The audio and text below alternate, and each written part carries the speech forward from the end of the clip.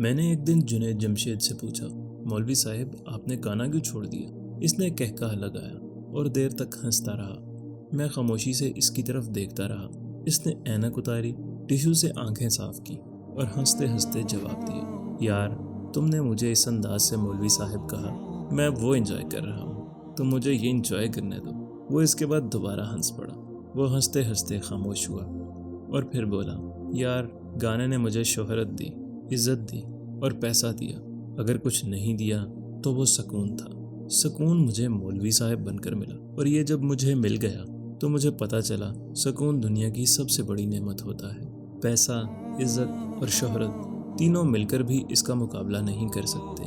وہ اس کے بعد دوبارہ ہنسا اور بولا، میں ویمبلے میں شو کرنا چاہتا تھا، میری خواہش تھی میرا خیمہ درمیان میں ہو اور دوسرے گلوکاروں، موسیقاروں اور اداکاروں کے خیمے دائیں بائیں ہوں۔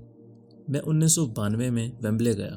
امیتابھ بچن کا خیمہ درمیان میں تھا، لوگ اس کے ہاتھ چوم رہے تھے، وہ اس پر واری واری جا رہے تھے، وہ اس کے ساتھ تصویریں بنوانے کے لیے ایک دوسرے کو روند رہے تھے۔ میں نے یہ عزت دیکھی تو میرے دل میں خیال آیا، کیا میں بھی کبھی اس مقام تک پہنچ سکتا ہوں؟ کیا مجھے بھی یہ عزت، لوگوں کا یہ والہانہ پن مل سکتا ہے؟ وہ شاید قبولیت کی گھڑی تھی۔ اللہ نے میری دعا سن لی اور وہ وقت آ گیا جب میرا خیمہ ٹھیک اس جگہ تھا جہاں کبھی امیتابھ بچن نے راتیں گزاری تھیں۔ نوجوان لڑکیاں اور لڑکے اس دن میرے ساتھ تصویریں بنوانے کے لیے بھی ایک دوسرے پر گر رہے تھے۔ مجھے بہت خوشی ہوئی، میں اندر سے نہال ہو گیا۔ میں کئی دن سرشاری میں رہا، لیکن پھر جنید خاموش ہو گیا۔ وہ دیر تک کچھ سوچتا رہا، پھر اس نے سر اٹھایا، میری طرف دیکھا اور بولا، لیکن پھر ایک نئے احساس نے اس سرشاری کی جگہ لے لی۔ مجھے محسوس ہوا میری کامیابی نے مجھے عزت تو دے دی، لیکن میں سکون سے محروم ہوں۔ مجھے یہ بھی محسوس ہوا سکون عزت سے بڑی چیز ہے اور مجھے اس بڑی چیز کی طرف جانا چاہیے۔ میں خاموشی سے سنتا رہا، پھر وہ بولا، میں اس کے بعد بھی گاتا رہا۔ لوگ میرے گانے سنتے تھے، جھومتے تھے اور مجھے چومتے تھے۔ دل دل پاکستان اور ساملی سلونی سی محبوبہ میری پہچان بن گیا۔ میں جہاں جاتا تھا لوگ مجھ سے فرمائش کرتے تھے، جے ساملی سلونی ہو جائے، اور میں ذرا سا گنگنا کر آگے نکل جاتا تھا۔ لیکن میں اب عزت کے ساتھ ساتھ سکون بھی تلاش کر رہا تھا، اور پھر اللہ تعالیٰ نے کرم کیا اور مجھے یہ نعمت بھی مل گئی۔ وہ خاموش ہو گیا۔ میں نے اس سے پوچھا، تم تبلیغی جماعت اور مولانا طارق جمیل کے قابو کیسے آ گئے؟ اس نے ایک کہکہا لگایا اور بولا، پاکستان کا ہر شہری زندگی میں کبھی نہ کبھی ڈاکٹر، پولیس اور تبلیغی جماعت کے قابو ضرور آتا ہے۔ زیادہ تر لوگ ان کے ساتھ چند دن گزار کر واپس آ جاتے ہیں، لیکن تھوڑی سی تعداد دائمی مریض، عادی مجرم اور مولوی صاحب بن کر مستقلاً ان کا حصہ بن جاتے ہیں۔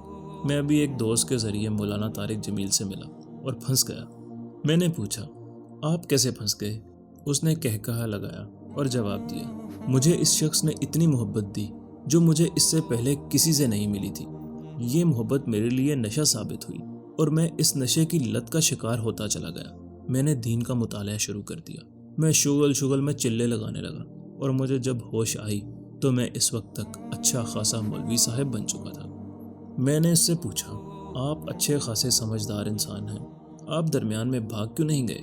اس نے ایک اور کہکہا لگایا اور بولا، میں نے بھاگنے کی ایک آدھ ٹرائی کی تھی، میں نے گانا چھوڑ دیا تھا، لیکن پھر اچانک احساس ہوا، جنید جمشید تم کھاؤ گے کہاں سے؟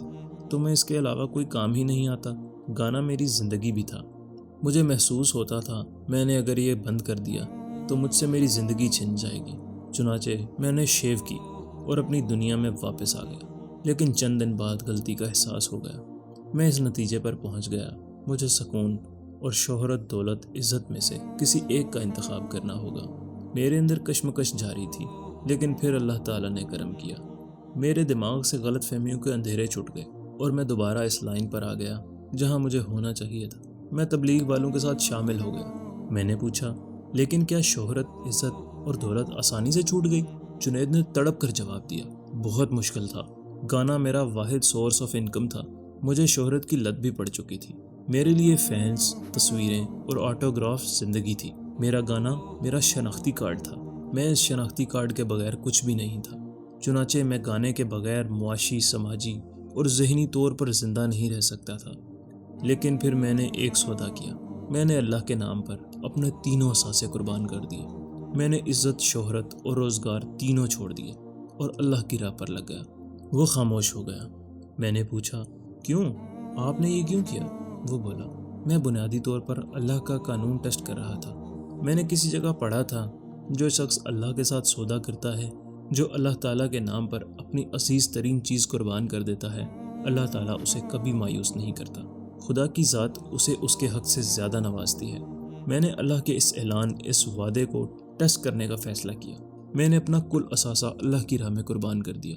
میرے بھائی، اب یقین کرو، اللہ تعالیٰ نے میری تینوں چیزیں 70 سے ضرب دے کر مجھے واپس لوٹا دی۔ میں نے اللہ تعالیٰ کے راستے میں لاکھوں روپے کی قربانی دی تھی۔ رب کی ذات نے مجھے کروڑوں روپے سے نواز دیا۔ میں نے آج تک ایک رومال نہیں بنایا۔ آپ اللہ کا کرم دیکھو، دنیا میں جنید جمشید کے نام سے کپڑوں کا سب سے بڑا پاکستانی برانڈ چل رہا ہے۔ میں راک سٹار کی حیثیت سے مشہور تھا۔ آپ اللہ کا کرم دیکھو، میں آج نعت خوانی اور اللہ کے ذکر کے حوالے سے پوری دنیا میں مشہور ہوں۔ لوگ مجھے دل پاکستان کی وجہ سے عزت دیتے تھے، لیکن آج لوگ الہی تیری چوکھٹ پر سوالی بن کے آیا ہوں کے حوالے سے میرے ہاتھ چومتے ہیں۔ میں کبھی جینز پہن کر اسٹیج پر ناچتا تھا اور عزت دار لوگ اپنی بہنوں بیٹیوں کو میرے سائے سے بچا کر رکھتے تھے، لیکن میں آج سر پر امامہ اور ٹوپی رکھ کر ممبر رسول صلی اللہ علیہ وآلہ وسلم پر بیٹھتا ہوں اور لوگ مجھ سے اپنے بچوں کے لیے دعا کرواتے ہیں۔ آپ دل پر ہاتھ رکھ کر جواب دیں، کیا یہ اس سے 70 گنا زیادہ نہیں جس کی میں نے قربانی دی تھی؟ وہ خاموش ہو گیا۔ میں اس وقت آج کے مقابلے میں زیادہ گمراہ، زیادہ سنگ دل اور زیادہ بددیانت تھا۔ چنانچہ میں نے جنید کا مذاق اڑانا شروع کر دیا۔